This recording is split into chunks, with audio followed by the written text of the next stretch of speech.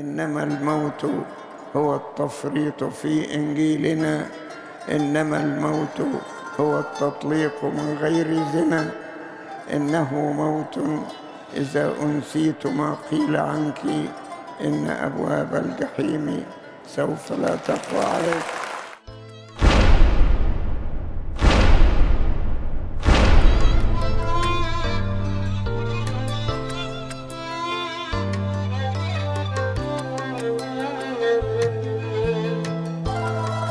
الكنيسة القبطية تحترم القانون، ولكنها لا تقبل أحكاما ضد الإنجيل وضد حريتنا الدينية.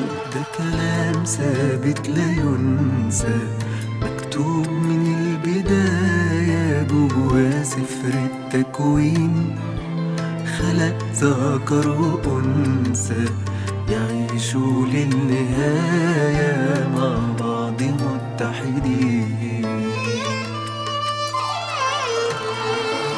شريعة الزوجة الواحدة من قوانين السماء، الله قال الطلاق لعلة الزنا.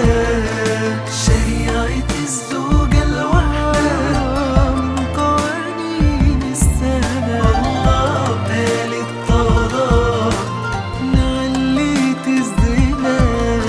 يبقى مفيش كلمة تعالى فوق كلمة ربنا.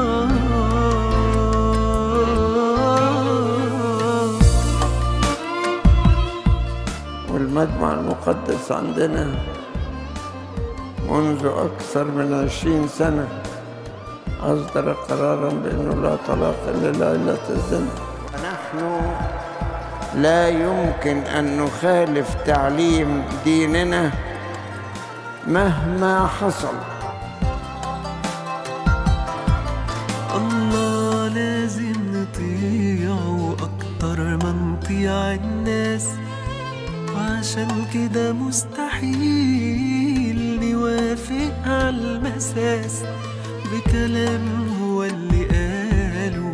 لو سما أو أرض زالوا برضه هيفضل كلامه باقي وعلى والراس. شريعة الزوجة الواحدة من قوانين السماء، والله قال الطلاق لعلة الزنا.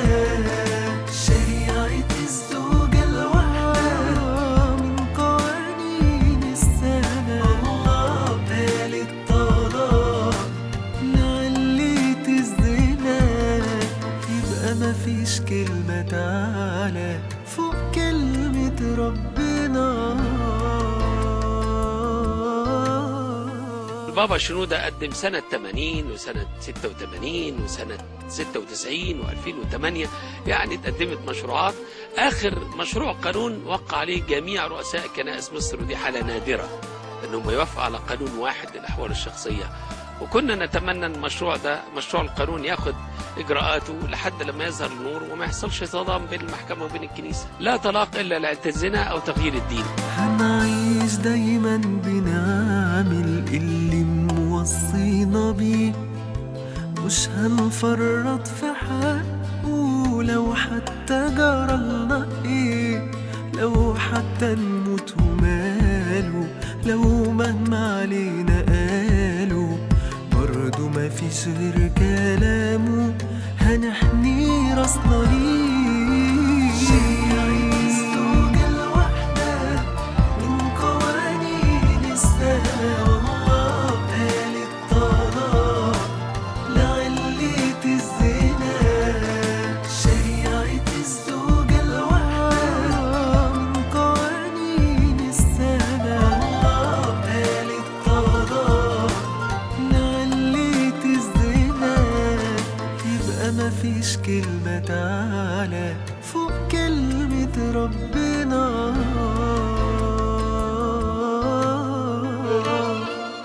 كل شوية وشوية يحصل لنا هجمة على الأحوال الشخصية، والكنيسة تقف راسخة لا تتأثر.